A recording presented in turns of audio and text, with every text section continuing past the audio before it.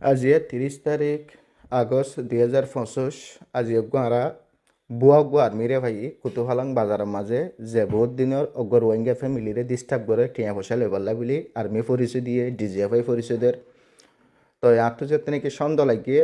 তারা আটকাই আর ডিজিএফআইরে ফোন দিই তারপরে ডিজিএফআই আর্মিরে ফোন দিই এটার ধৈর্যে তো এটারে ধরি আর এটার তো ফুসার করে সাথ দিত বাটফার তো এটার ফোঁয়াতে আসছিল যেন পুলিশ সকলে ব্যবহার করে ওয়াকিটকো আর যেন ওয়াল্লিশ বুলি হয় আসছিল এটা তো আইডি কার্ড আসছিল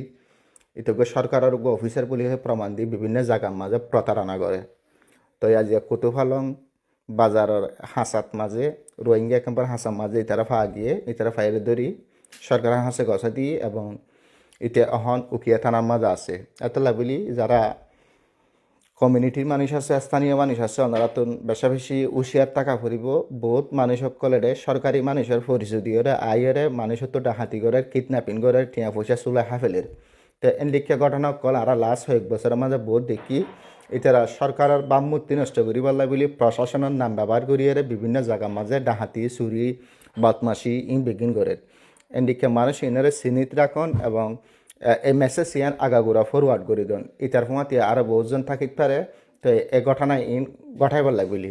যারা তুন সরকারি ওয়াল্লিশ হাতে লর ওয়াকিটকু হাতে লইয়েরে আইডি কার্ড লইয়েরে এদুন শাহ হসিন দেখার তাহলে ইতারার পিছনে আরও বহুত